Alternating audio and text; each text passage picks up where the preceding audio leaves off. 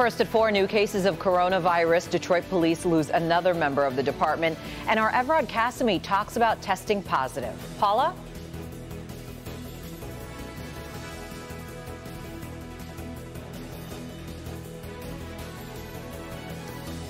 Mother Nature finally delivers in a day full of sunshine, but can we make it 2 in a row? We'll look at our chances right now, first at 4.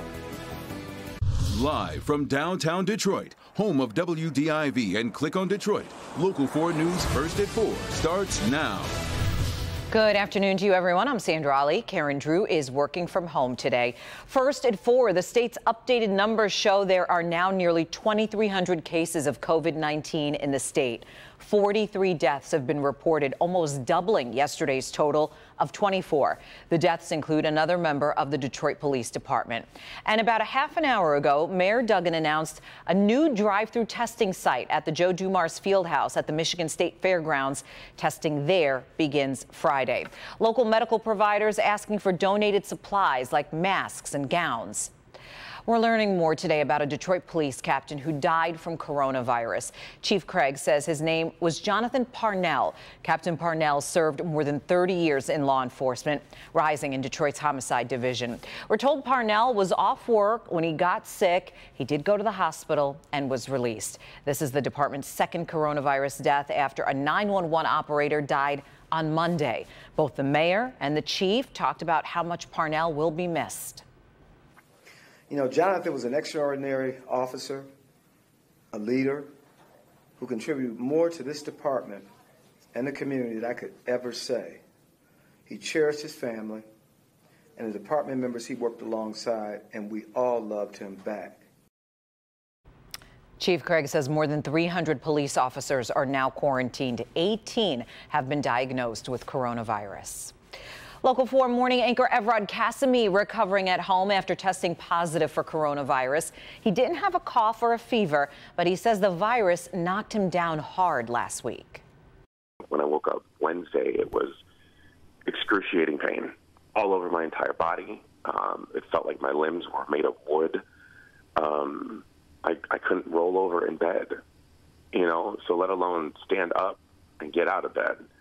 It quarantined my body for me. It was weird to go from wondering what is wrong and what's causing all this agonizing pain to finding out you have corona. Evrod says he wants people to take the virus very seriously. He'll be home for a while, and most of our morning team is working from home just as a precaution. And as we heard, Evrod did not have the usual symptoms. Dr. Frank McGeorge will address the range of symptoms people can have with COVID-19. That's coming up tonight at 5. But right now, he joins us with some of the new treatments being evaluated for the treatment of COVID-19. The COVID-19 pandemic has threatened health on a global scale, so understandably, people are desperate for new treatments. Yesterday, the FDA acknowledged that this pandemic does pose a unique challenge, and they quickly approved a new therapy for use outside of clinical trials. It's called convalescent plasma. The idea is that a blood component, plasma, collected from recovered COVID-19 patients might contain antibodies to the SARS-CoV-2 virus, which might be effective against the infection. Now, convalescent plasma has been studied against other viruses like H1N1 influenza, SARS, and MERS. And while it might be promising, it's important to note that it has not been effective in every disease studied. Now, while we would ordinarily wait for the results of large-scale clinical trials, the FDA recognizes the urgency of the current situation, and they're making this therapy available to severe COVID-19 patients through individual applications, which will be evaluated in some situations within 4 to 8 hours. Meanwhile, another drug, remdesivir, which is being studied in several large-scale clinical trials, has hit a hurdle because the drug's manufacturer has been overwhelmed by demand and cannot fill all the requests. Remdesivir was trialed as a potential therapy for Ebola, but the studies did not find any significant benefit. Now again, I need to point out, neither of these treatments has shown any proven effect against COVID-19. And while they might be used as part of a study or a last hope treatment, there is still risk and we cannot count on them. Now coming up at 5, I'm going to talk about some other treatment prospects that you have probably also heard about. Back to you. All right, thank you, Doc. In these unprecedented times, area hospitals find themselves really in the position of bracing for the worst without enough basic supplies. Nurses are even spending off hours trying to find the basics needed to get their jobs done. Paula Tutman is in downtown Romeo today, and Paula, that's a donation box there, right there on the street. Yeah, I think this one comes under the category of things you never thought you would see before. Donation box on a stoop with what could be literally a sign of the times. The pleas are very public from nearly every major hospital group. Beaumont Health asking for both medical supplies that include new or unused disposable face masks, N95s, also known as respirators, face shields, and safety goggles. U of M Michigan Medicine reminding people that leaving your home to donate critically needed gear is an acceptable reason to leave home under the governor's stay-home order. And Henry Ford Health System opening up its shipping and receiving docks at 5 locations for drop-offs. We made a decision to open a donation site not only at Henry Ford Macomb, but through all of our Henry Ford Health System sites. And not that we're asking it for them to go in, the public to go into their closets, but do they have connections and resources that they can reach out to that maybe do produce this and are able to reach out to them and have a donation? If this gets really bad, we might not have enough to cover all the employees. Kim is treating patients with the COVID-19 strain of the coronavirus. She is in the thick of it. And she says the scariest part is that these patients must go it alone, and she is often their only point of contact. It's terrifying for these patients. They can't have any visitors because of the risk of transmission. So I actually really loved being able to be that support person for them. As a nurse for 2 different hospitals, she has taken it one step further. Her husband built wooden donation boxes and placed them in front of a coffee shop in downtown Romeo. He decided to build these boxes to ask the community for help because we know Romeo is a tight-knit community. Thus far, many of the nurses I've spoken to from different hospitals say they are okay for now in terms of basic supplies, but they simply don't know how long that will last. Anytime you're taking care of a patient that is suspected or positive for COVID, you need personal protective equipment that includes a gown. We need a surgical mask, we need gloves, we need a face shield in order to keep ourselves protected so that when we walk out of the room, we're not bringing that virus out into the hallways. We need to remove all of our equipment in between patients, so it's one-time use. So we're going through a lot of equipment that we don't normally use. Yeah, so Henry Ford Health System opens up their donation centers at 8 a.m. tomorrow morning. They're even asking for food donations to help out the staff, but not home-cooked meals. In fact, if you have something you can donate or connections, best to just go to your favorite hospital's website, see exactly what they need and where you can actually drop off those donations. Sandra? Yeah, the need is so great right now for so many different things. Thank you so much, Paula. And we've posted a list of all the local hospitals seeking medical supplies along with their specific needs and guidelines, and you can find that list at clickondetroit.com.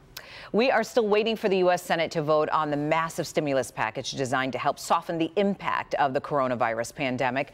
Republicans and Democrats do expect a vote before the end of the day. Kimberly Gill is tracking things for us on Capitol Hill at this hour. Kimberly? Hi, good afternoon to you, Sandra. The deal in the Senate was announced shortly after midnight following 5 frantic days of negotiations. Of course, passing the Senate is just half the battle. We've been talking about the broad stroke for days here. The package is worth $2 trillion. And to put that into perspective somewhat, that's more than the 2008 bank bailout and 2009 Recovery Act combined. So right now it would include direct payments to most Americans, which many of you have heard. Also $367 billion for small businesses to keep making payroll while their workers stay home. There's another $500 billion for larger businesses in the form of guaranteed and subsidized loans.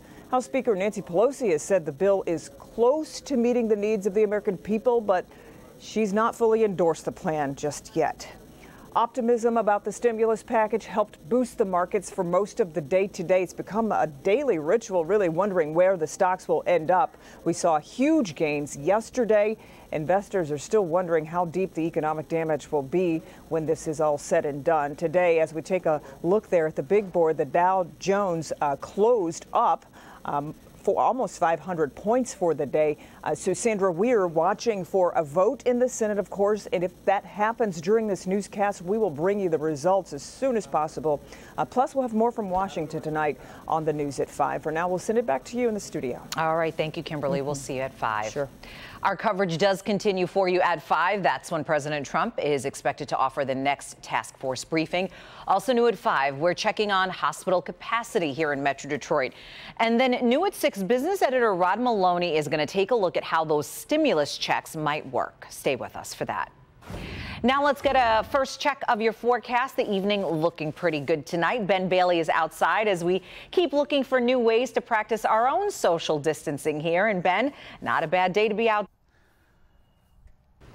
We picked a good one, Sandra. You know, we usually say backyard weather for the summer, but circumstances have changed, and we're in the backyard tonight and probably will be for a while. But at least we got the sunshine to go with it. Look at these temperatures, too. We're now over the 50-degree mark across the entire area. 55 in Detroit, 53 in Howell and Port Huron. That's the cool spot, and it's still over 50. As we look at the rest of tonight, we're looking at those numbers to start sliding, as expecting those to hang around 43 by the time we get towards midnight tonight. Clouds are coming back, and we are tracking showers for tomorrow. The big batch of rain is coming over the weekend, and we'll look at all that for you coming up in just a few minutes. Sandra. Funnel cloud, more of the storm chaser video and some of the damage in the southeast. Also, the miracle of new life in the middle of a pandemic. Doctors at this hospital had 3 beautiful reasons to celebrate. And Congresswoman Rashida Tlaib faces a new challenge for her seat on Capitol Hill. It's a Democratic opponent she's very familiar with. We'll have that story a little later on. Stay with us. This is how you have joy, because you give so much to these wonderful people. Ellen, weekdays at 3 on Local 4. Get the very latest developments on what's happening with the coronavirus in our area. Team coverage continues tomorrow on Local 4 News Today.